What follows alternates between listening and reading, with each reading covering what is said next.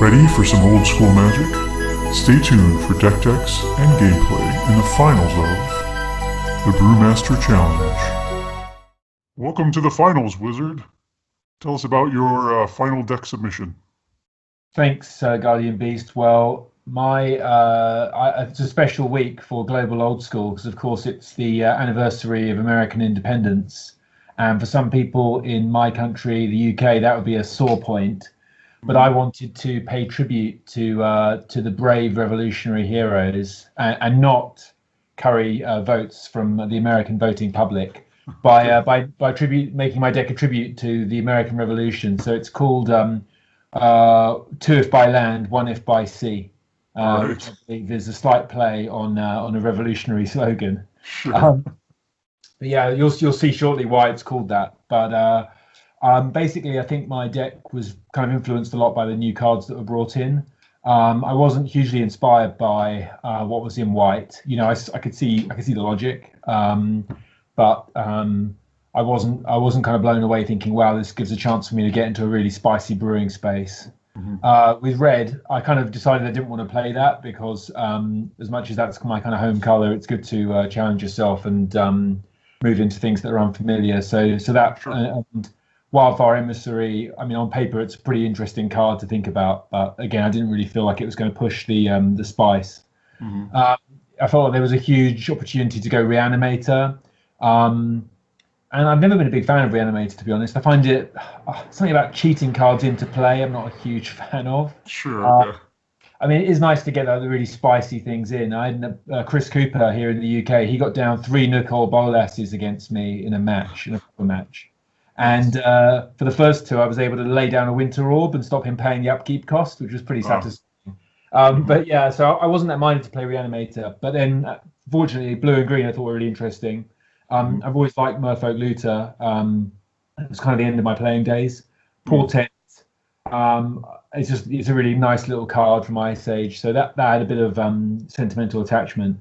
And then, obviously, to play Disenchant in green, I thought was pretty cool. So I was immediately kind of drawn to those colors, I guess. Gotcha. Okay, makes sense. So your overall plan here looks like it's you sort of have a couple different strategies, but maybe I'll let you explain your deck name and how that ties into the card choices and all that. Yeah. So long-time listeners and viewers will be aware of my kind of Goblin Wilder strategy with the first one, and Sure. I like decks with multiple angles of attack. And with this one, I thought if we're in the spicy brew space, I didn't want to think too much about exit strategies. For me, spice is all about making cool stuff happen. Sure. And so I just thought, like, what are the kind of great interactions that I can kick off that will just lend to a kind of virtuous circle? So immediately you're thinking, with green and blue, you're thinking Sylvan Library, Sinbad. So there's a bit of that in there. Then Portent is great synergy with Sylvan. I think it's going to be interesting to see how that works on a webcam. If I portent my opponent, they're going to have to avert their eyes, show me the top 3 cards of their deck, and then I'll choose whether to shuffle them for them. But we can cross that bridge when we come to it. That's funny. Yeah, it's one thing we hadn't thought about, maybe. Yeah. And then, so that basic synergy is established with the Looter, the Sinbad, and the Sylvan. Mm-hmm. So that's my kind of top left of the deck, and then the portent. And then, I've got some utility creatures there, birds and a Lamar Elves. Mm-hmm. The Suchis are there to be a bit of a battering ram. They're kind of all-purpose, win con. And then where it comes to 2 if by land, 1 if by sea, I figure that there's nothing. I quite like the what's it called? The blue card in Legends, Field of Dreams, right? I love that. Mm-hmm. I love that kind of idea, right? Where you can see the top card of someone's deck and choose whether to mill it off. Mm-hmm. I didn't go all the way into that deck because I think that's probably spreading it a bit too thin.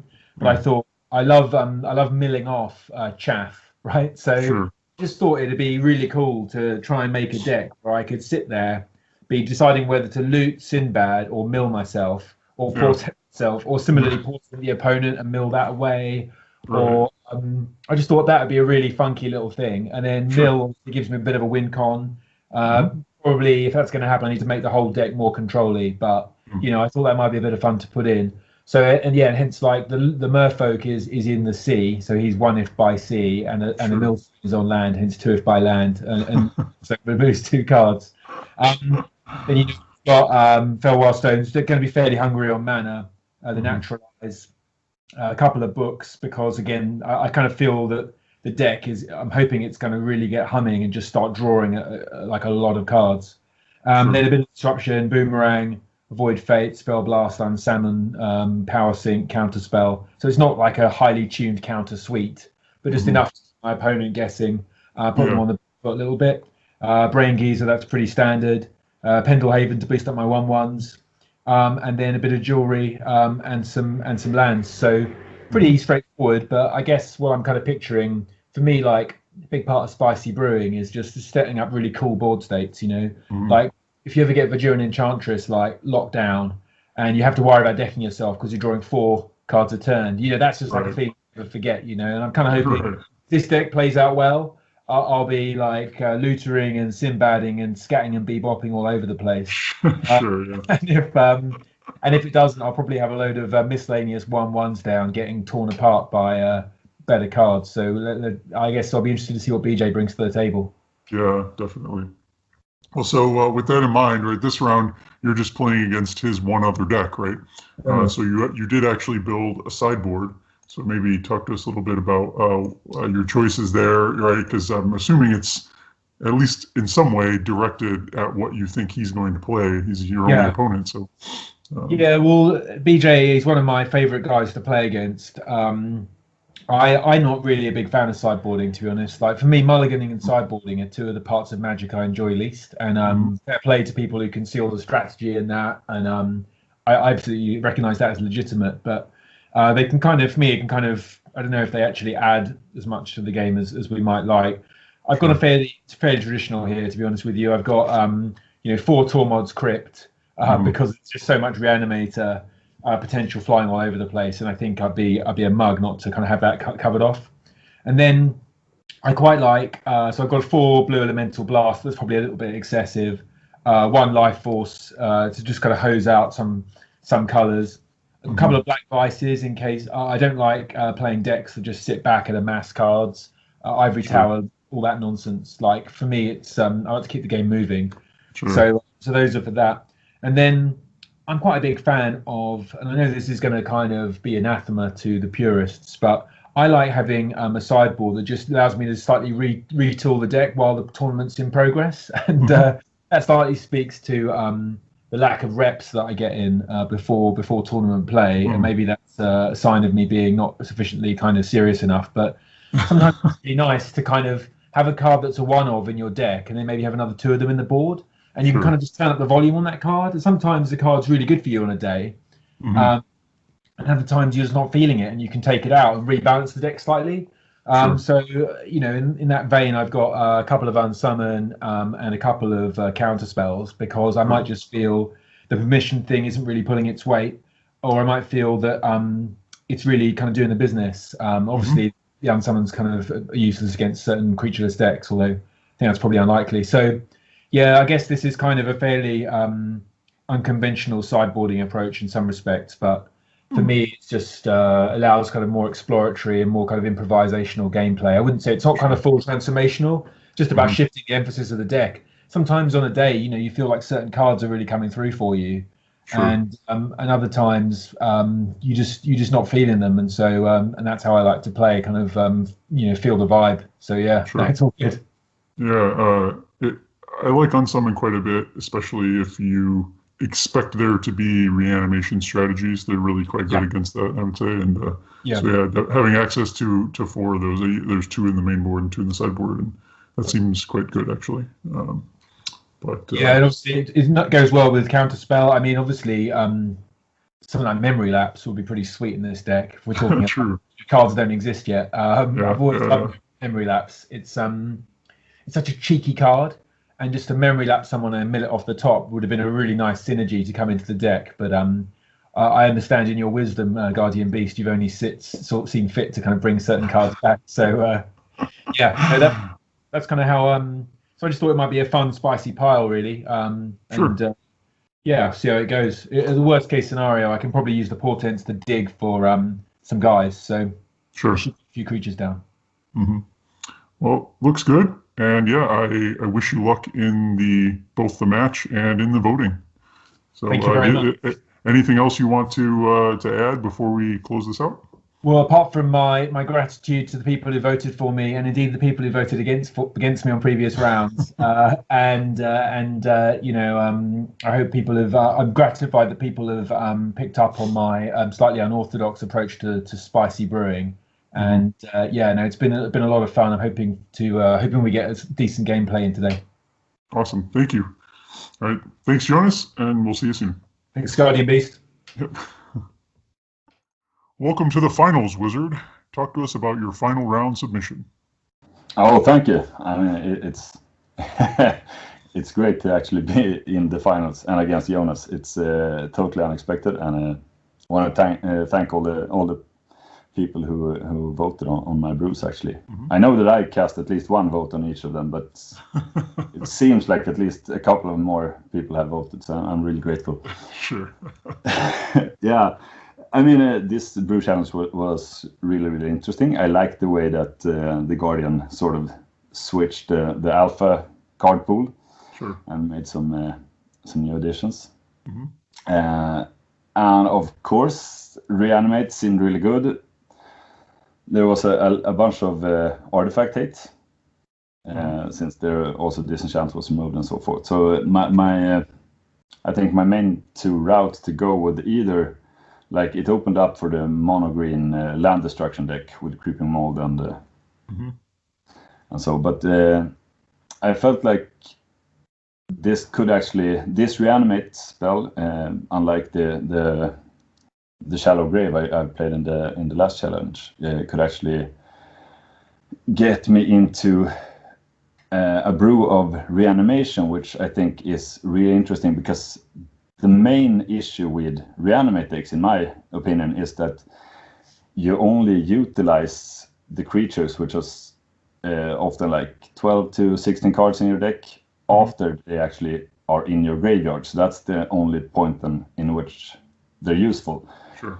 And most of those decks take like 3 to 4 actions to get them into the graveyard, which doesn't advance your state on the board somewhat. Either you skip a land drop and discard, or you play a bazaar and you tap, then you draw a card and put them in the graveyard, and then eventually wait for a reanimation spell. Right. My thought here was to actually make the reanimation targets useful both on their way to the grave and after they're already in the grave. And I have to admit also, I really like the idea of like playing Jonas and trying to beat him with a burn deck. I see that. Like home turf. So my main objective here is to win at least one game with a lightning bolt to Jonas' face. Nice. Yeah, that makes sense. The rest of it is just cream on the top. So I suppose a goblin grenade would also do, but yeah, a lightning bolt. Oh yeah. So, yeah. I actually think Mountain Walk might be a real powerhouse in this match. That's I mean, true. unless Jonas totally turns on me and plays something ridiculous, but yeah. Yeah, I will. I'll keep it secret for now. You'll see what's going to happen very shortly here. So, yeah, it's definitely an interesting deck that you have. Also, I think Reanimate with Ball Lightning is kind of interesting as well. So, I like that. Yeah, I was looking at like which creatures are the most power compared to casting cost, and it was like Ball Lightning and Juggernaut was the targets to go for. I mean, maybe use some, but yeah, that's an extra life eventually. And I really like the idea of reanimating goblins and cast a grenade with them. So like pay with life and deal 5 to your opponent. That's pretty awesome. So talk to us about your sideboard. I guess Jonas is now your only opponent, and you're just going to be playing this deck. So I assume some of the choices that you made with your sideboard had to do specifically with what you thought he might bring to the table. So. Definitely. I mean, during the this era of Magic, I did play some red-white decks with what it's called, the 2/4 that we were allowed to play, Protection from White. Wow. Yeah, Wildfire Emissary. Yeah, Wildfire Emissary, which is a real good, in that day, it was a really good main deck card, and I thought it might be a good sideboard card, but I mean, I'm not even sure Jonas know that white is a color in Magic. So I totally skipped the Wildfire Emissary, and so that Blue Blast would probably be better, and Stream of Life. Yeah, definitely. I can see that.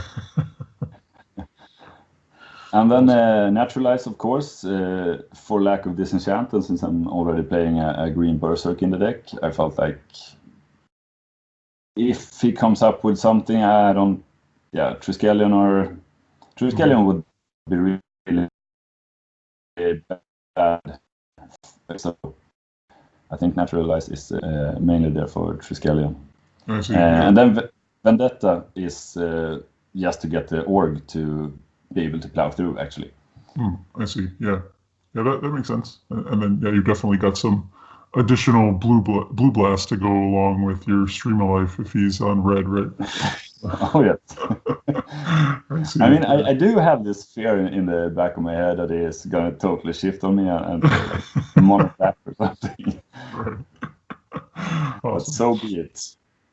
Awesome. So yeah, I guess maybe we can chat briefly about some of the other card choices in your main deck as well. I see you have some interesting kind of single cards. You're playing Wheel and Time Twister, which makes sense. You've got a Final Fortune in there, and you're on sort of a little mini Berserk / Bloodlust plan. So what kind of went into the decisions for adding in those cards? Maybe chat about that a little bit. It was actually, I mean, when I grew up playing Magic, that was sort of like this Holy Grail, as well as Channel Fireball was. It was also like, imagine bloodlusting a ball lightning and casting Berserk on it. I mean, you had this like Holy Grail 20 damage in one single swing. That was fun, and I never ever did it. So I thought that I'm gonna at least set my up for the chance to pull it off.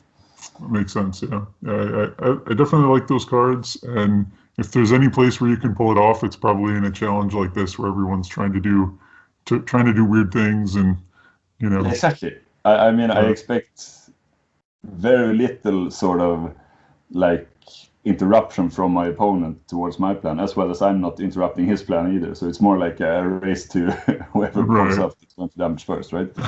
Right. Yeah, and I also see, you can pretty easily splash in these cards too, right? Because I mean, you're mostly a red deck. Oh yeah, I mean, Blood Moon is obviously not a problem. So Taigas compared to Mountains, it's the same.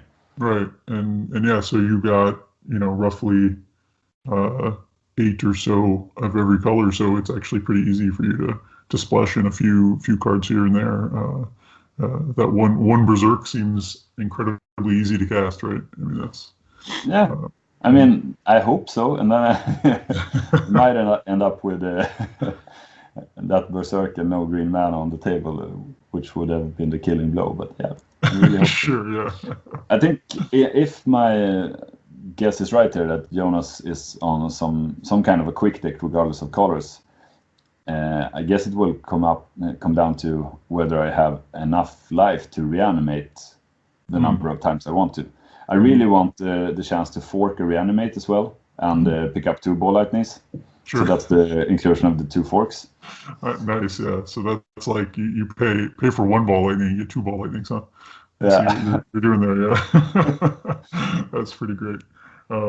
Reanimate's an interesting card. It definitely has a drawback, but it's pretty good, and I think it fits pretty well in this deck. I like it quite a bit.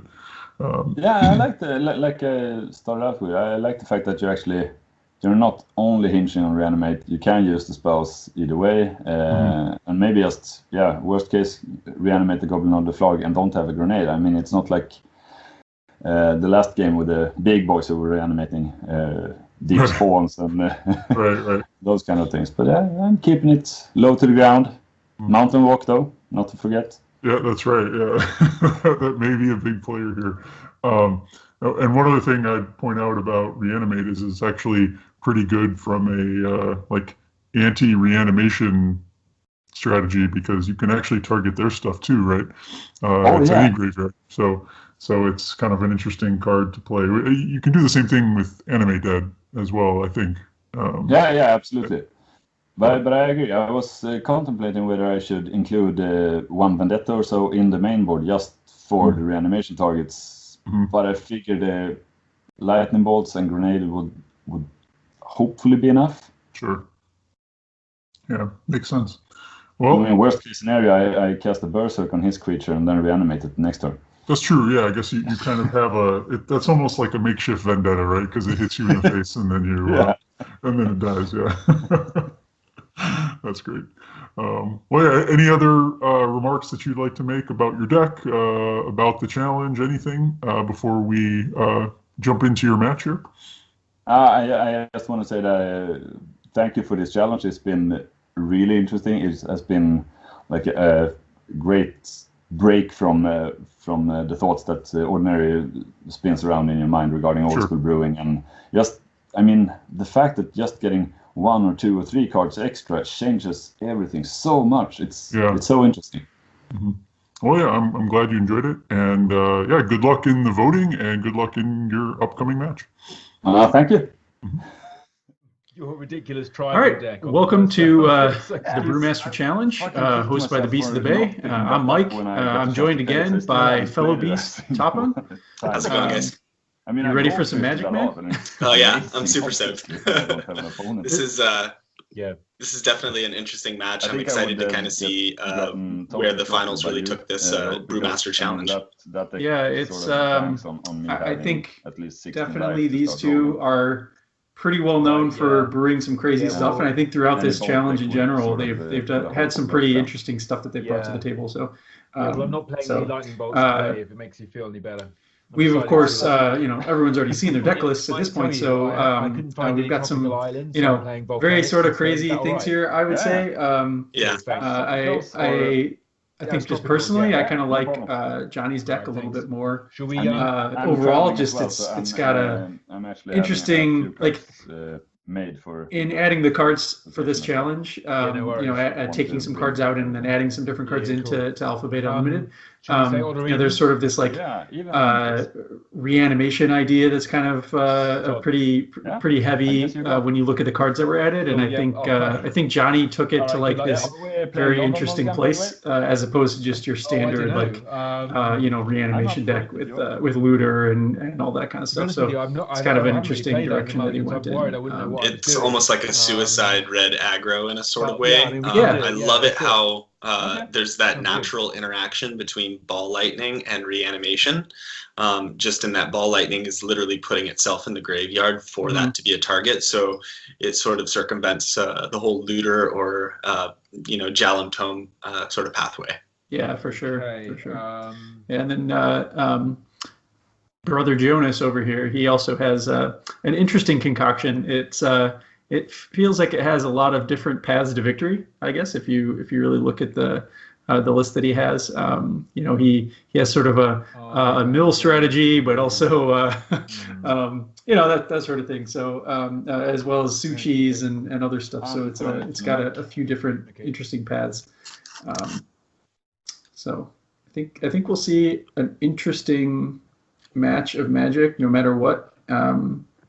My hope is that it goes to 3 games. That's my general thought on these sorts of things, right? I second that. I want to see a good match between these guys, and if it goes to 3 games, then it's getting a little bit fun. These guys are actually putting together reasonable decks. I definitely recognize when you're sort of stepping out of a format that you're, let's just say, much more fluent in, something like traditional 93, 94 and like EC or Swedish rules. It gets a little bit more, natural to just be brewing with what you know. And here, nothing's really a given. It's not just, I'm going to be splashing black for 2 cards. Well, one of them you can't really play in this format, and the other one might not necessarily be good. So, make a forest. Well, looks like they're off to the races. All right. So, Jonas has a basic forest. Oh, one thing we should point out, Jonas was not able to grab the tropical islands that he was supposed to have in his deck, so he has volcanic islands in their place. Just so everyone's aware of that when he plays one and perhaps casts a green card with them. So we have a turn 1 org from Jonnie. He can't attack if I've got a creature. My goodness, the power of Lotus. Yep. Yeah, that's correct. Lotus and Soul Ring, I suppose. Yeah. The two most broken accelerants in the game. Sylvan Library.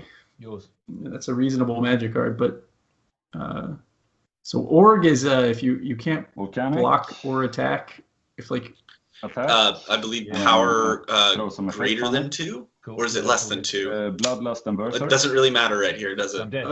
He's getting not, beat down really. Ooh! Actually, oh my God!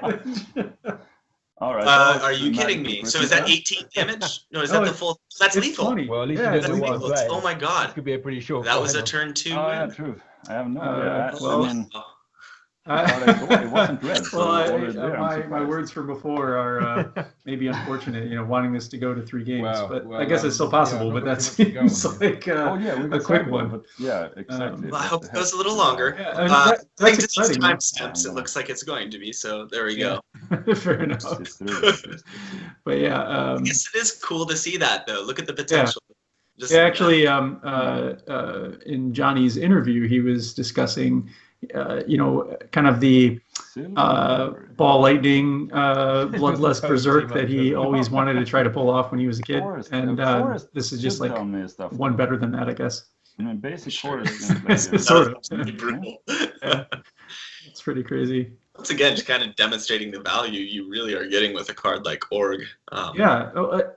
Org is actually a reasonable Magic card. I think it's not played enough, actually. I mean, it's one of the biggest creatures you're going to see, right? I mean, a 6/6 of trample is actually pretty crazy. So. And whenever you see 3 colorless, you think Mana Vault, and so give credit to Mano for getting that Mano together. Yeah, that guy out there. Oh yeah, when he played it last year at Eternal Weekend. Yeah. Was that a 3 or that was a 4 Org deck? I don't know if it had 4. But it had a lot of orgs. Yeah, it had a lot of orgs. Yeah, that was a fun match I had with him, actually. You got to play him in that? I did, yeah. I lost to him, actually. I've done quite a few bloodlusted ball writings in my time. I mean, it was the match where he realized that it's good for them. I've never done Fork is what gave his deck an out to Circle of Protections. That was because like if I was playing Circle, I undoubtedly would have disenchants against his particular deck because he had Blood Moons and all this other stuff, so he could fork my disenchant and then kill my Copper Red, right? So he actually was able to win the game because of that. He didn't have too many forks. I think he played 2 maybe or something, but it's still an out, right? Yeah. Yep. That's a really spicy deck too because you can main deck Blood Moon without it really affecting your deck at all. Cool. Yeah. Okay. So you had yeah. Oh, I was just gonna say. I mean, Johnny's deck only has 2 orgs, but I mean they're sweet creatures, man. See figure A. Yeah, exactly. Yeah. So it looks like they're starting game 2 now. They've both drawn a grip. Yeah. Also, I appreciate Johnny's life total mechanism. It reminds me of the little starter box I got that came with those. Okay. I'll crack my. I'm embarrassed to say that I have some that are from around that era, but they were definitely from a different Wizards of the Coast product. Yep. Same. I think they're the same stones, but they were just for another TCG. Oh, I see. Yeah. So we had a Lotus draw from Jonas. Not quite as explosive as Ruby as Johnny had in the last game, but those are some pretty good cards. I wonder if the ancestral Ayatollah of the Brew Challenge is going to catch that mana burn that he didn't take. And take 1 damage. You mean Jonas? So look at top 3. Yeah, because if he popped that Lotus and he had to do it for green to get the birds out. Yeah, they are playing Pacific rules technically. I see. So there is mana burn, yeah. I hope the Great Guardian and all his wisdom will help them out. Oh yeah, sorry. I'm never gonna remember his name. In Europe, so yeah, no worries. Thanks for that. Just gonna keep saying random stuff the whole time. I hope you guys understand what I mean. There we go. So I got a point off you. It looks like the life total is correct. I'm actually going There to it keep goes, these three in the there it exact goes. same order they were. Yeah, the Zoran your Czar turn. caught that Then one. I draw a card Yeah. at the beginning of that keep, I guess. Yeah, I've been reading The Brothers' War, that sweet old novel talking about the war between Urza and Misha, and actually giving the backstory. Oh man, it's talk about putting a whole bunch of flavor text in context. It really, like, just from the Sinbad? 70 cards, 60 cards that even have flavor text or whatever in Antiquities, maybe even less. They actually put together a pretty flushed out story, and it's like, oh, this is why it all ties in here. So now I actually care about cards like Urza's Avenger and stuff because it ties to a plot line, or Mishra's War Machine. It's like, oh man, that's the thing that shut down all the ornithopters. Yeah, nice. I'll have to get my hands on a copy of that at some point. On the ground. So Jonas has another looter. I mean, looter is great. I mean, he's gonna just rip through his deck pretty quickly. And your looter is 1/1 or 1/2? And 1/1. Hopefully that gives him a plan here. I feel like, well, I guess after sideboard, Jonas has some reasonable ways to interact with Johnny's deck. Pull a grenade on me. Yeah. Okay. I mean, he didn't really. Yeah. Okay. Yeah. Well, he just has, he has some blue blasts. He's got some cards like that are pretty useful. Goblins of the Flarg. Yep. And we grenade him as well. Okay. All right, that's 10 damage. Down to 9. This is not looking. This is not looking good. Oh wow! Yeah. I also love the slight hedge with having Mountain Walkers in Johnny's deck, because he just kind of Goblins of the Flarg. Yep. We just sort of figured, Jonas is probably playing red cards, but turns out he's not. So it's just another great sack outlet for your grenades. Oh, true. Make a tropical island. That's fine. Yep. Just to be clear, that's not a volcanic. That's a tropical. Absolutely. Yeah. It's I think one thing that really sort of accidentally got highlighted by the card changes for this brewing format was making Sylvan Library a lot better. And I think we saw that in 3 of the different decks, right? I mean, Jonas has it here, and both players had it for 3rd and 4th. Last round, right? Yeah. And I think that's definitely the case. Like Portent plus Merfolk Looter along with Sylvan Library really, and I guess Naturalize as well, really pushes you kind of into this like blue-green type of space where normal old school we don't see that too much. So normal old school, you also don't see 4 Tormod's Crypts in everybody's sideboard. That's also true. Yeah. So Jonas discarded a Pendlehaven here, which I feel like, don't you just? I mean, it seems very good with his.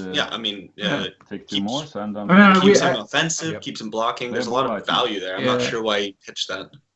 Yeah, I'll power sync that for 2. Power sync for 2. Nice. Sounds reasonable. Okay. Well, that saves you 6 damage. That's good. Yeah, I mean, I don't know what else is in his hand. I'm sure he had a good reason for sure. This, but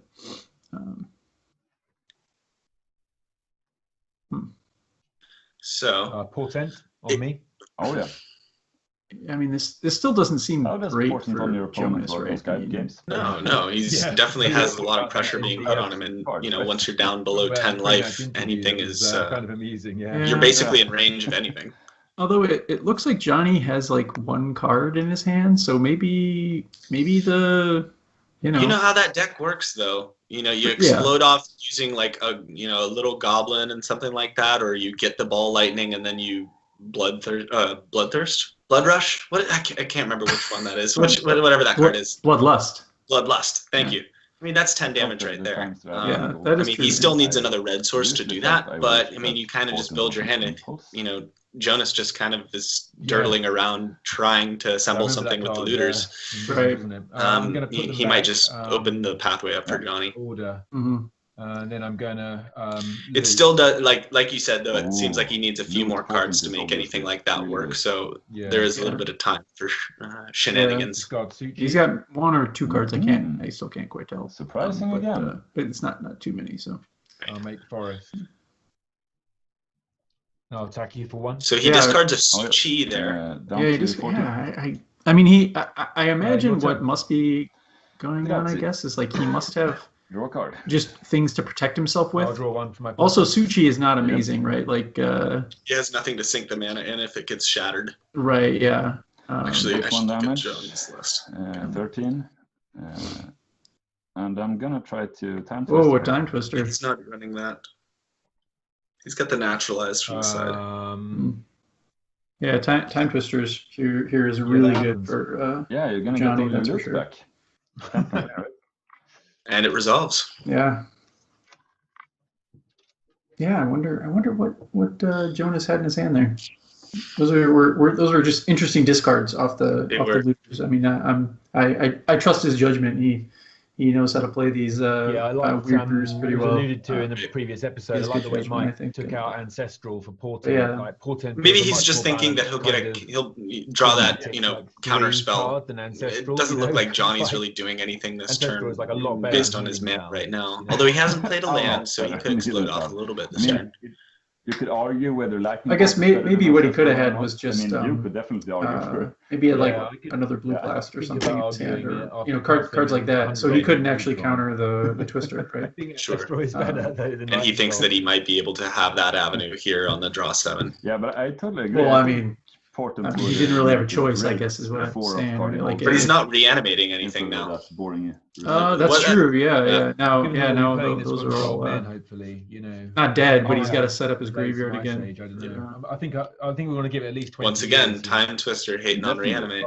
I mean, I'm really enjoying when Chambers visits. And, I really like the card reanimate. To be honest with you, it's just a very, especially in like the older formats. Obviously, like in modern day Magic, it's kind of pretty extreme, and maybe is it's definitely one of the cards that like makes Reanimator and Legacy or whatever like a reason. We're not talking about that crap, right? Right. But like, but it in this, I agree. I'm with you. I think here it really shines, and it just sort of illustrates that card design actually came a long way. Yeah. Well, it's just fair here. Like what's the worst thing you're doing? You can reanimate like a deep spawn like we saw in the previous round, and you're hitting yourself for 8, right? And you got to hope you're going to win off that guy. And, you don't get stuff like the crazy things that you might reanimate. Oh, well, that's sweet. Another blue blast. He says it too.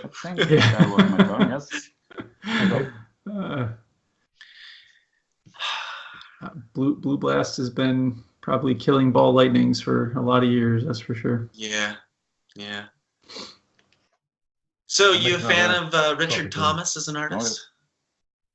You like that style he's got? Yeah, there's something cool about it. Yeah. I mean, you definitely don't see that kind of stuff on modern Magic cards at all. Yeah. It's quite cool. I'm gonna drop a forest. Very linear Claire. I'm probably butchering that. The really bold outlines for everything. You're always seeing that. I'm a fan of the blue blast, red blast art. Yeah. What do we got here? Gonna make sushi. Okay. I mean, sweet. That still seems risky. Your turn. At the same time, Johnny trounced Jonas so hard last game, he might not have had an opportunity to see much, but what he did see was Sylvan Library, right? Yeah, that's true, right? Yeah. So he definitely would have put Yeah, this is just like a free sure enough there, free hit to the face. That happens. I guess he was hoping to like actually I understand. I can't exactly blame him. Yeah. And he has to sort of have the naturalize. How many did he have in his sideboard? I think he had at least 2, maybe 3. Yeah. So it's not like he has too many of them. 4 from the banner burn. He has 2 in his sideboard. Banner burn is real. Okay. Yeah, banner is. You might not have seen the Dorks Vendettas in his board. Maybe it's not such a good idea. I'm not sure he saw enough to put Tormod's Crypt in there, which he also had, and he didn't see anything to Blue Blast, so I'm not sure he put that in either. But Naturalize, that's the one I'm sure of, because he saw Sylvan. Whatever that it makes was, sense. Smoke, not smoke, but then again, it does.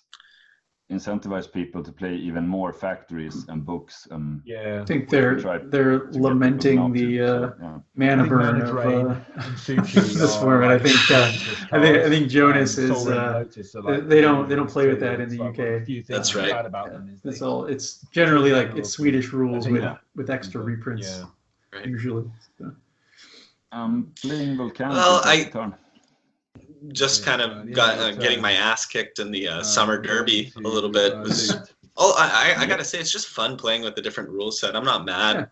It's just different, and I encourage it. I love it how every community kind of has their own thing that they allow, and it just sort of and then I'm going to, creates a culture, and that's what this is all about. So. Yeah, for sure. Yeah, each group kind of cultivating their own thing is. I want to see more weird rules out there. Just more ways of flipping the game on its end. Ooh, cheers to you, Johnny. Oh, there you go. Little red wine there. Nice. Man of my own heart.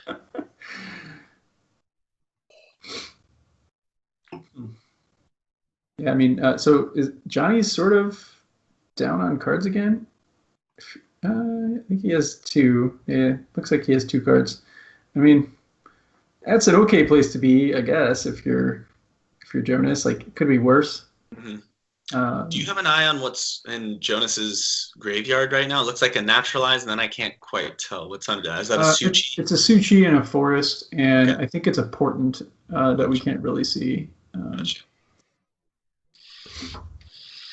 Okay, I'm going to be awkward now. I'm going to play Portent on you. He's playing Portent on Johnny. Draw top 3 cards and show. I forget that you can do that. Right. This is slightly awkward. So, is it too close? If you can hear, Johnny said, "All right, I'm going to cover up my screen with my hand, so I can't see what I'm showing you." I'm just going to.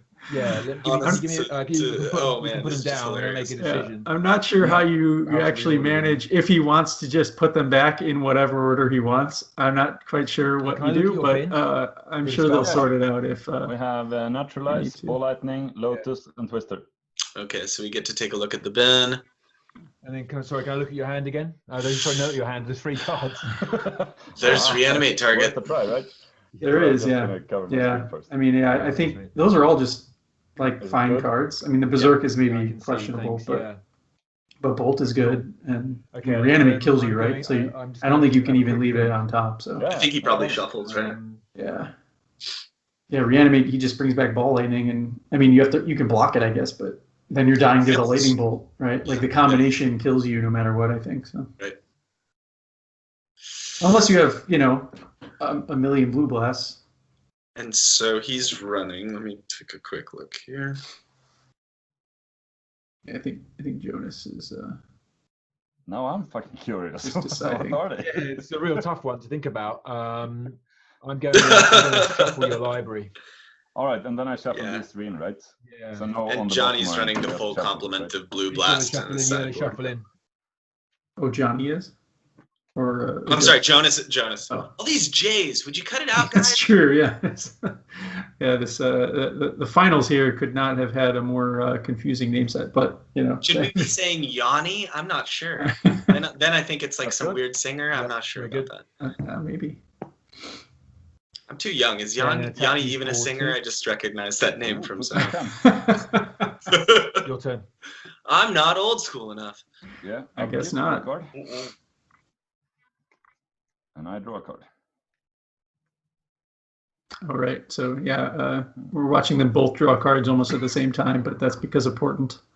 I can't tell you if I was playing this format how many times I would forget my draw trigger if I was playing. How many cards I just know it. Man, that was such a great Portent. Also, I mean, it saved him from death, right? I mean, generally, most people are just never going to cast that targeting their opponent, right? Yeah. I love it. That's awesome. I played Taiga.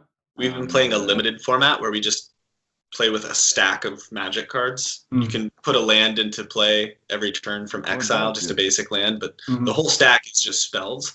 And when you're sharing a library like that, and you get Sylvan Library, it has double use in that same way because you're literally stacking draws. Spicy brew time.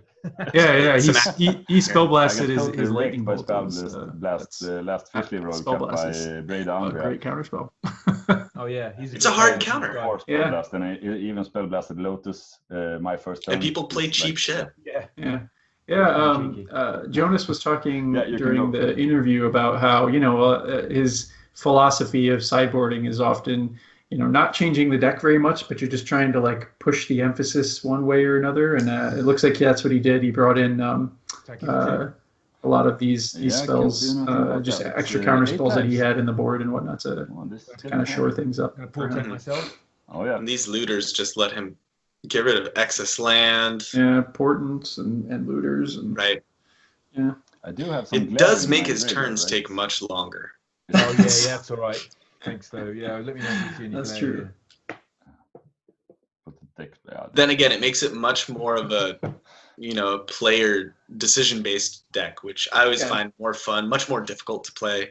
Yeah. I think when you win with a deck like that, it feels very rewarding, as opposed to playing something linear or like a 1-2-3 or a 1-2-4 deck. Yeah. I mean, it's certainly better than just having cast Ancestral from a gameplay perspective for both players, right? I mean, obvious, an Ancestral would just be much more amazing than a portent, but yeah, but we've been there, done that. That's true.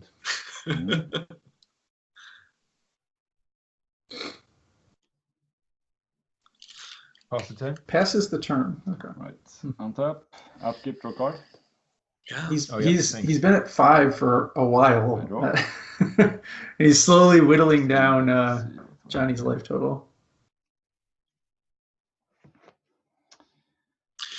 Very different style of a looter deck than say what Brian or what Elliot were playing. Yeah, I'm obviously targeting. It's interesting. Like these spells definitely are included in the decks, but the decks themselves actually feel very different. I mean, I guess Jonas does have some echoings of what Brian's playing. I lose 3 lives. Put me at 5. Yeah, a little bit. Yeah.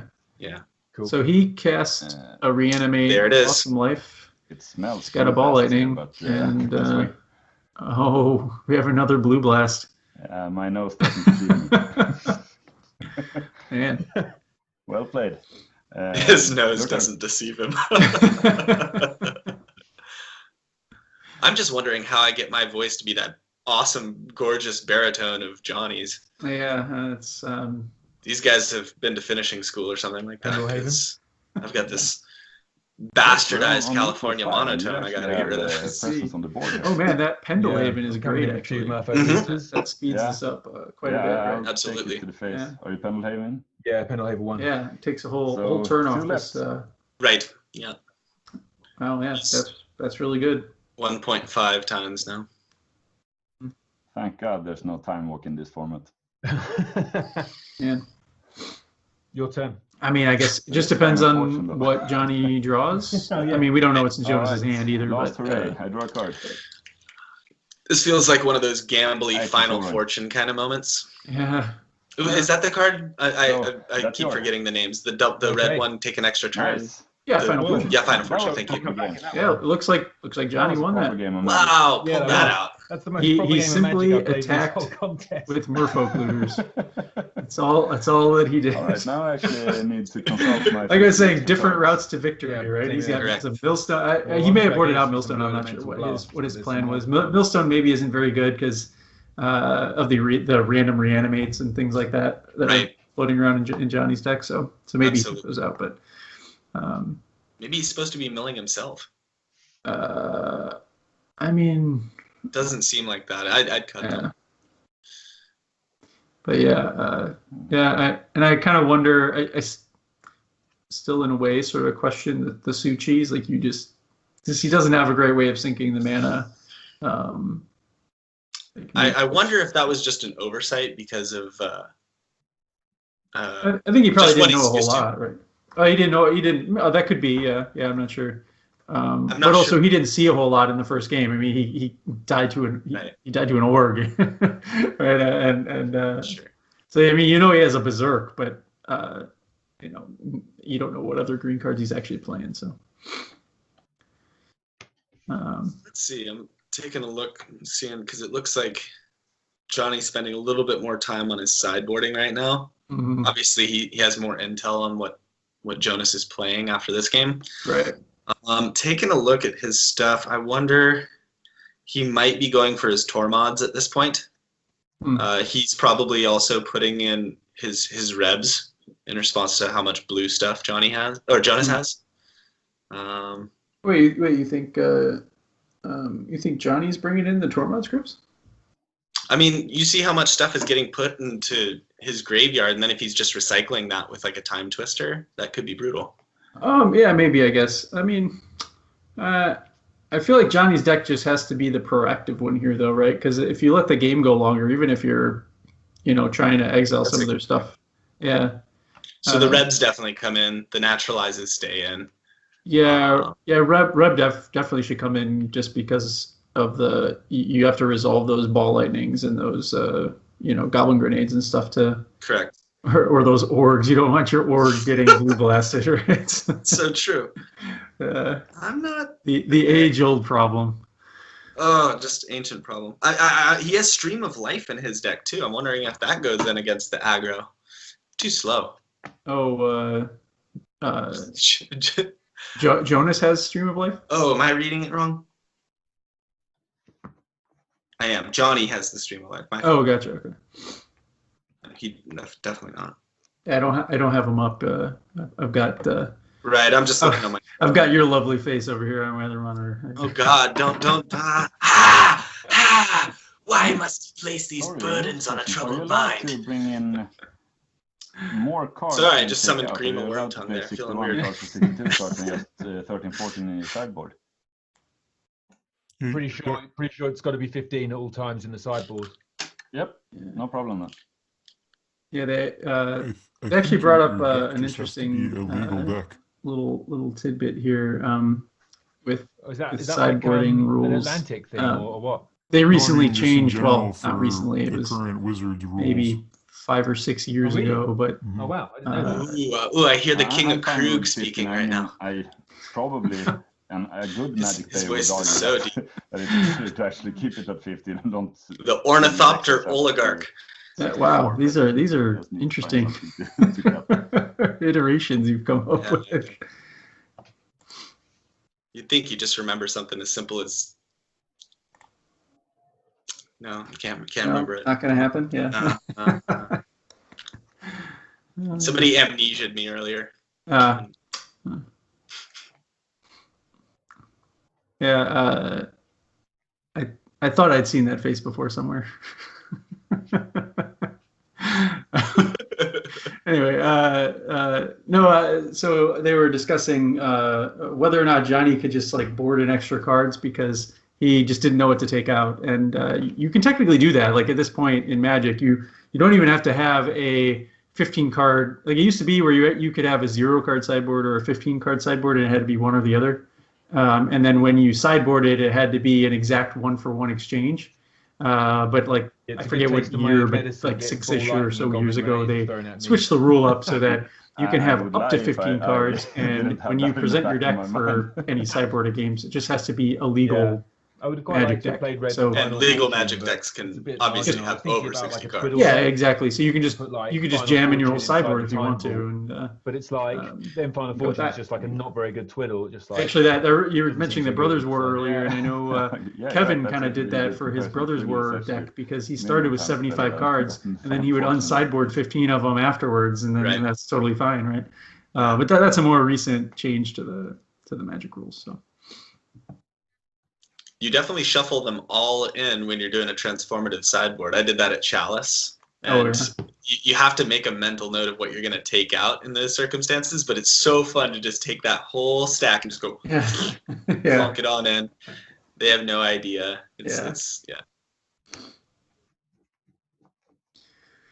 Yeah, so I mean, this is definitely interesting. That first game was kind of crazy, and I'm not sure I've ever seen anybody die on turn 2 in a game of Old School. I'm not sure. I mean, like, because you kind of say, well, the game was over. Maybe somebody played a library and your opponent didn't have a strip mine or whatever. Or somebody lives like the real Channel Fireball dream. I tend to. That's true. Yeah. How much does that happen? Yeah. Yeah, it's like this is better. They died through combat. It's like died through Dave combat. Firth says, utility. You got to synergy, berserk right? a bloodthirsted orc. It's so easy to just bring in utility cards, Feels and good. then all you have is like 60 cards that just kind of do stuff. That's what I quite like. I feel like I should definitely play the emphasis a of deck deck with Org in it one of these days. But it's really hard. But it should be an organic brew. You can't just copy mana. Yeah, no, that's true. Actually. Yeah. I mean, Although really make the game more fun, took a little inspiration from that when I was trying to play in this Summer Derby. I wanted to just do a blue port of that deck. And then I realized somebody's already done that. And Danny Friedman, I think it was for like the Players Ball, or like it was. Oh no, it was that event that they had a couple years ago where the goal of your deck was to have the highest combined power and toughness on creatures in your deck. It was like a beef bash or something like that. Yeah, I remember that. Yeah. And he actually he had a Mana Vault reanimation deck that was very cool, and he was running. I mean, since you get 3 colorless mana off Vault, cards that have that and their cost are very helpful. So he was running Air Elemental and Mahamoti Jin. That was what he was ramping into, and then he just had a bunch of dark rituals and reanimates and stuff like that in the deck, and it was sweet. That was a really sweet deck. Just blue black. Whether I might take very a mulligan. I'm just weighing up this hand. Yeah, sure. I'll draw in the meantime. So they're taking some mulligans, I think.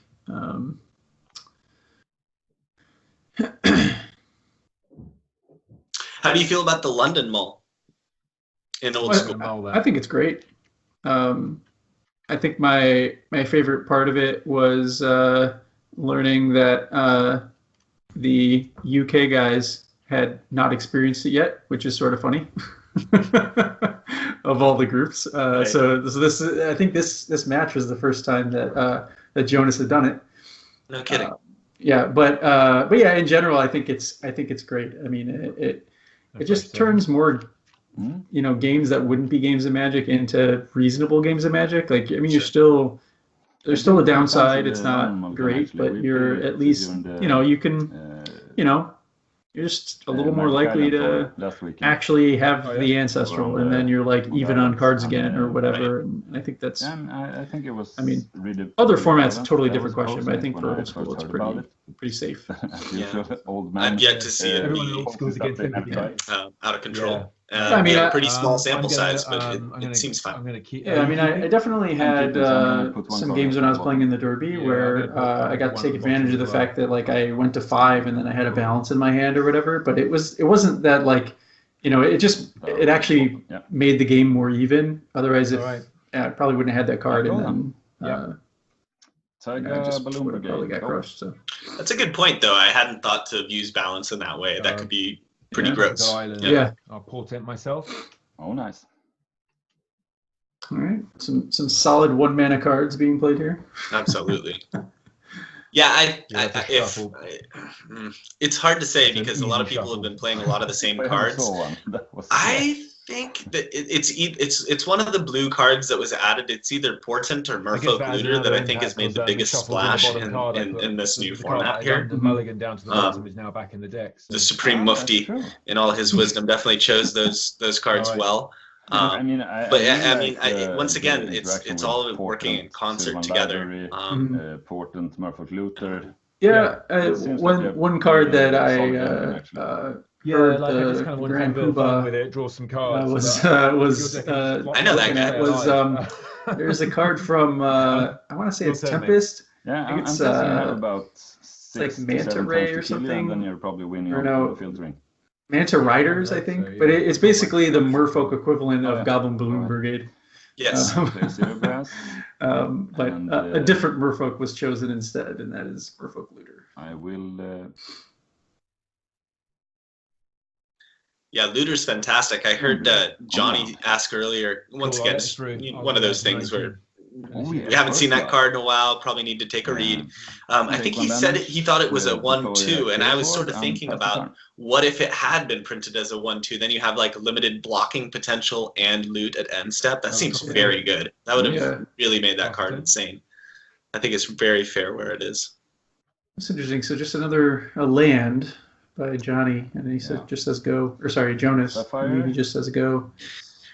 And those, okay, right. I keep forgetting that those are trops. So he has a disenchant in response to the orb activation right now. Yeah, he does. Yeah, he can naturalize it. Do Yeah, I for sure. really want to put a grenade on it? That's pretty good. Oh, deals the damage, bust a grenade. Okay. Counterspell, right? I mean, counterspell's good too. Yes, the card counterspell. Mm-hmm. Yeah, I guess so. Yeah, and he still has to sack the goblin. Right? Yeah, you do. It's part of the cost of the card, sadly. Yeah. That is the downside of Goblin Grenade. I'm going to take one more damage and Demonic Tutor. Yeah. And then I'll pass the turn. I like how Johnny's like, yeah, that makes sense. That you have to sack the guy. Like he's like, yeah, thematically speaking, that makes sense, You didn't prevent the grenade from going off. You just prevented it from dealing damage to you, right?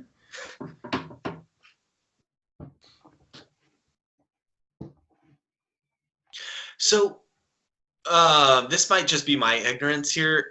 Forest. Was Misha's factory banned? Because I haven't seen it at all. No. It really has not made a splash in this event at all. Yeah, I think everybody just went down Pass the turn. different routes, and I think part of it is, there's something to be said about Mishra's Factory kind of being like overplayed, right? I think we're also not seeing a lot of strip mines either, and it's the Pacific format. You could be playing 4. So I mean, they've just kind of gone down the route of, you're trying to walk that line of getting votes for your deck being spicy, and it's harder to get those votes if you're throwing lands we see every day into your deck. So Hundo P, Mike. Hundo P. I heard that somewhere.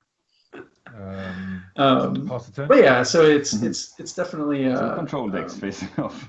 definitely a question of that, right? It's really This is going to be great for the viewers at home, Mike. I think there's probably other cards that we're also not seeing. For sure. Less of the mind twist, of course, and library as well, right? Right. I just can't say how refreshing. I mean, mind twist, yeah.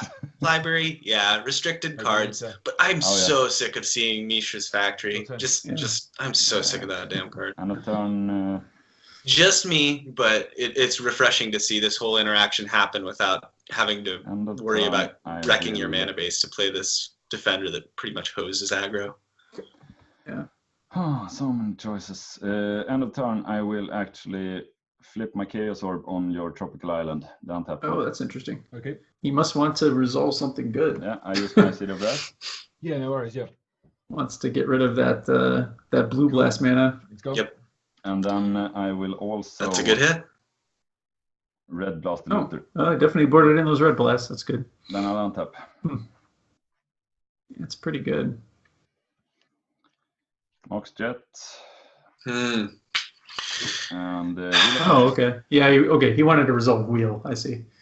That makes sense. His hand was getting low. That makes sense. Yeah. He had a ball lightning in there, naturalize 2 Suchis, power sync, he can reanimate that now. Shit, one land away from horrible news. Yeah. Yeah, I think actually Good luck with the draw. That's strictly better than Time Twister, just because you're loading your graveyard up with actual reanimate spells potentially. Yeah. Granted, you could pretty much cast everything that you're trying to reanimate, which is kind of cool. Yeah. It's different than just having to wait till you have 8 to play Deep Spawn. That can take a while. Yeah. Let's see. Yeah. He can't quite cast an orb yet, but he's only 1 mana away.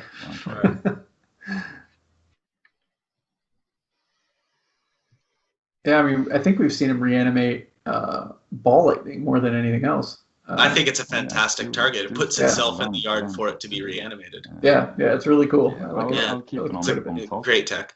Yeah. Like that, probably. I'll play another. Yeah, just like as far as card design goes, you can see so much progress between that and like the next reanimate spell, Dance of the Dead, which is basically just like a down 15. Slightly spiced up version of Animate Dead. Like reanimate truly feels different. Right. No worries. Yeah, your turn. Cool. I'll draw 1 so you get 1 in your upkeep. Oh yeah. One thing I appreciate about these two playing is they both reminded the other person to just draw their extra card off their portent. Sapphire. Right. Yeah. Like they're the finals. They're the match doesn't exactly correlate with who wins the the round, but there's a reasonable prize on the line, right? Like they get invitation and entry to Chalice, right? Which is a pretty reasonable thing, They're just so friendly about it and so casual about it. It's quite lovely to see. It makes me want both the guys at Chalice. Yeah. Oh yeah, I mean definitely one of the next tournaments we're gonna organize, I'm gonna allow portent. Yeah, and I'll be in favor of trying portent. In general, as we've gone through the whole challenge, all the weeks of this, I think these two guys kind of fit the bill the most. Yeah, that's just my just looking at the decks that were built, and everyone was great, obviously, right? But these guys really, I don't know, just brought something really crazy a lot of times, and just doing different stuff, and it was very cool to see the things that they came up with. Yeah, how fitting that they met here in the finals, that they had success the whole way through as well, navigating the whole spice versus spike kind of. Yeah, walking that line is line. Thank you. That's the word I was looking for. Go down to 14. And those 3 city brass. I want to play the org. Oh, an org. Okay.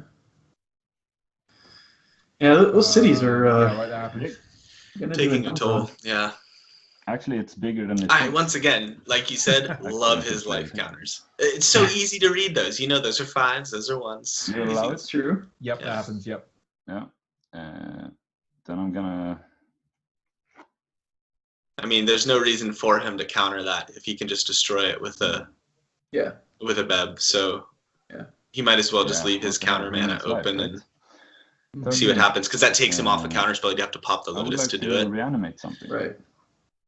You have to name the target. Yeah, and at least here, like if he goes and he plays something else, then he can't red blast if Jonas blue blast, right? Okay, what's in your bin? So I'm wondering here, probably actually, doesn't have one. We have he might not have one. And a balloon. So he's casting Reanimate. Jonas asks what's in his bin. You do have to pick the target as you know. All right. Yeah, it is ball lightning then. The target. He's getting ball lightning. Yeah, that happens. Yeah. Yep. I take 3 more damage. Yep. Down to 10. Huh. So I think I just heard the Jägermeister of the UZAM. Blue blast. That was a stretch. I think I just heard him say, "Is that right? You have to choose your targets for Reanimate as you cast it." That's correct. Yeah, I mean any card that says target on it when you cast it, you have to choose all the targets. Candlehaven. Mm-hmm. I mean, I think the target there was probably pretty obvious anyway. It was that or a goblin. Sylvan Library. Maybe he wanted the goblin, but he probably didn't, because he probably would, if he wanted that to cast a goblin grenade, then he probably would have done them at the same time. Like you don't want to reanimate the goblin and then let it die, and then not be able to cast the grenade. So. Yeah, I mean the orcs were bred to swing. Seems a little early to use a grenade too with Jonas at 15 life. Okay, got blue blasted. Yeah. Sounds about right. Then I'm. As a revenge, I'm gonna deploy a balloon grenade. Yep. As a revenge. Good sideboarding. Taking another look. Yeah, he ran the full complement of 4 blue blasts. That's right. Yeah. Take 3. He's also got counter spells in that board too, so he just upped his whole counter plan. Yeah. He went down the route of, he has to be the control deck here. There's no way he's gonna. You should treat yourself to some cards. Out aggro his opponent, so you might as well board in. So I played a guy NoobCon who took 12 life off himself before he realized I was playing a burn. Johnny's just too funny. I love it. All his little lines. Take all the cards. Yeah, I've heard more laughing in this match than I think I have of any breaking up. big old school finals. I think these guys are having a lot of fun. Oh yeah, sure. That's good. Does he fly? Definitely. Also, this Lantern Werewolf is interestingly a one of in Jonas's deck. He has one of those. He has one Birds of Paradise. He's got just some random stuff just thrown in there. It's I don't know, very very nostalgic. And it's fine. Yeah. You know, getting another 1/1 out there to work with Pendelhaven. There you go. Yeah. He's got the Pendelhaven. Yeah. Start clock. Nah. Yep. I'll take it down to 14. Although he's at 10 life, he might start hitting him. Yeah, sort of full grip again. Yeah, that would make sense. Yeah. I mean, if he doesn't follow it up, nothing. I think I'm a little bit behind on the video, but not very much. Well, I just might as well bolt you out. See what he's doing. Yeah, I'll take it down to 11. Your turn. Very spiteful Draw 3 bolt. off the top. Yeah. I'm wondering if no, it wasn't. The thing is that I'm really worried about that Lotus actually. I'll take this one. Yeah. He just said he was really worried about the Lotus here. Mm-hmm. So I'm wondering what he thinks is going to be fueled by it. Yeah, I think I'll need to take 1 damage instead of 2 and try to bolt him. So I'm down to 9. Once again, the city's doing work on his life total. Yeah, that's right. Yeah, that works. Yeah, he's really done all that damage to himself. Mm-hmm. Suchi? Yep. Yeah, one thing that might be interesting is to just maybe expand how flexible colors are. I really love the cycle of allied ping lands from Ice Age. How many cards do you have? It'd be interesting to kind of just maybe even fix mana bases a little bit more, running those. Counter We're in that. the same boat. Not quite. He was ready this time. Yeah. I'll take a point of mana burn. But yeah, running Suchi without a sink for that mana is rough. I'll round up and pray for something good.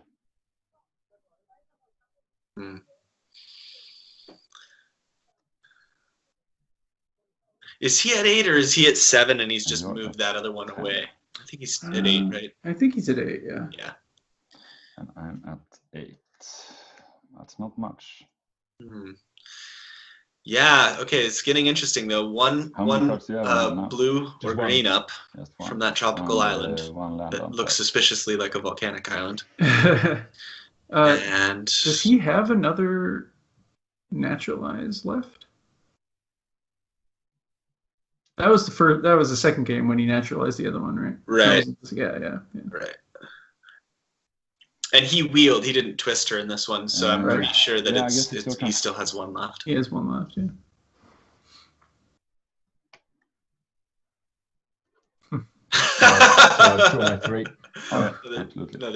Another portent moment. Oh no, I'm sorry. That's a Sylvan moment. That's. Yeah. I thought I missed something. Attack with Suchi. I need to block with the balloons. Yep. Blocking with the goblin. Suchi plays a really important part early on in the Brothers' War. It's one of the first kind of Thrawn creations Urza and Misha really start to have experience working with and interacting with. Interesting. And when they, with Tokesha, find the Mightstone and Meekstone in the caves of Kolios, Nice. they actually activate and inadvertently activate a bunch of Suchis and get chased out of the caves by them. So I mean, I'd run from some Suchis. That's for sure. Oh yeah. Beating. Fun fact: they're supposed to have like goat knees, like their back legs have their knees facing backwards. We don't really see that in any of the card art or anything like that. What we do see a little bit is they're supposed to have power stones. That's basically kind of what everything runs on from the Thrawn. We see that reflected in the card Worn Power Stone, if you remember that one. Yeah, no worries. Yeah. So every one of the Thrawn constructs is supposed to have a Power Stone somewhere in their body. The Suchis have them in their head. That's what gives off the glow. Oh, I see. Makes sense. Interesting. Read the book; it's great. No, I've heard it's great. Yeah, I will definitely pick it up. Makes me want to pray to the machine god. Nice, yeah. One thing I was thinking about here was I feel like he should have just taken the damage the last time that Suchi attacked him. Instead of sacrificing the goblin? Yeah, because I mean he doesn't have a ton of ways to kill the Suchi now. That doesn't involve like blocking and bolting, right? And I will attack. Is this gonna be bebbed again? Yeah. I don't know. No, he's taking it. I take 6, puts me down to 4. Yeah. Interesting. Hard to say. Hard to say. Because if it's not too bad if you block and then bolt it, and then Jonas has to take 4 from the mana burn, right? I mean, you're pretty much getting in free damage anyhow. So, you gotta give the audience something to share for. Okay, I'll take this one. Although you don't block, you crack back with the goblin. You get the 1 damage in. You bolt them to the face, and then you sack the goblin for 5 with the grenade. That's more damage. Yeah, that's true. Yeah. So yeah, I'm not sure I love the block. There's a lot you can do with that 1/1 actually. I think I'm with you on that. Yep. Then again, we can't see his hand. 20/20 hindsight and all that. But but yeah, for Jonas, I mean, being at 4 is actually a pretty okay place to be with the board state that take your time. That Jonnie has, right? I mean, he has nothing, so he's pretty much. I think he's used a grip of his reanimates too, so his graveyard is becoming less relevant. And actually, he's even Jonas is even protected here from another. He can't. I mean, a ball lightning even. Because he can block and pump with the Pendelhaven. My outs. Right? And then only take 3, so then he'd be at 1. So like I actually am not even sure what otherwise an out would be killed. Jonnie can do, now it's only time twister into double bolt, I think. Rip it, baby. Let's see. Rip it. Oh, that's a Badlands, yeah. He really wished he saw that Badlands earlier instead of one the airshake. Virtual handshake. Yes. It's interesting. What is the etiquette on webcam games? Like I've been doing the pound it. I'm not sure what to do here. The reason I went into the tank is I had the naturalize, and I thought I might flop your box, your jet. I was just gonna say it's also awkward because like you have your camera down and then you have to like move it around and see those other things, but. Or something, but I've had a lot of opponents that just don't even move it up, and I understand, it's secure the window. You got your rig set up and things like that. Right. Yeah, it probably would have been a good move. Well, this was awesome. It was just a great challenge. Let me look at my list of different. I think I used all of my different names for the Brewmaster. That sounds great. But I think it was just hey, see, somebody finally is. There we go. See your beautiful face. Indeed. But this is just a super fun challenge. Thinking outside the box, really, I think they were good interactive games. If you ever are getting a little bit bored of a format, this just reinvigorates you. At the end there, I was like, don't want to mess this up. Gets you thinking a little bit more deeply about things. No, it was super fun. And both games. That was a pretty exciting match, actually. I mean, Jonas ends up taking it down after 3. And after that first game, it's surprising. That's clearly an amazing hand, right, in that very first game. So it really is. I mean, once again, the power of stuff to see. The power of Lotus, the power of Soul Ring. Are undeniable. Those cards are really stupid. Definitely. But it would like you said. I think seeing that definitely made us feel. It's still recording a little bit. Just that this was a real game. That this was real contention, and Jonas looked like he really had to do a lot of mental how long we'll need to finish up gymnastics to try to get through that and navigate that course. It's going to take a pretty long time because it's mono red. It can win out of anywhere, or has the base for it. Makes sense. Yeah. So, any thoughts about where the Brewmaster might take the next challenge yet? Or I mean, it's kind of unknown at this point. I think there's gonna there's a lot of learnings to be had of doing this the first time, and I think the next time that the challenge happens, there will be new and improved, I guess, is a good way to put it. So there's a bunch of changes that we'll make, and I think it'll be for the better. So myself, cool. It should be pretty sweet. Yeah, well, I appreciate you having me doing the commentary for this. It's super fun to like kind of go through this all while the players are playing it. Even with a portent. Yeah, it's definitely it's definitely a good time. I thought to myself, actually, that's happy to have you on. Because we should do this. We should do this more often. Yeah, absolutely. And thanks everybody for tuning in and watching us too. Yeah, thanks for tuning in, and don't forget to vote for which deck you like best. Not even playing Sol Ring either. Click the little eye. I don't know what corner it's actually in, but click the little eye and vote for the deck that you like best. So I was trying to come at it. Thank you, and see you later. Angle, but, take care. Enjoying our old school Magic content? Like, subscribe, and comment below.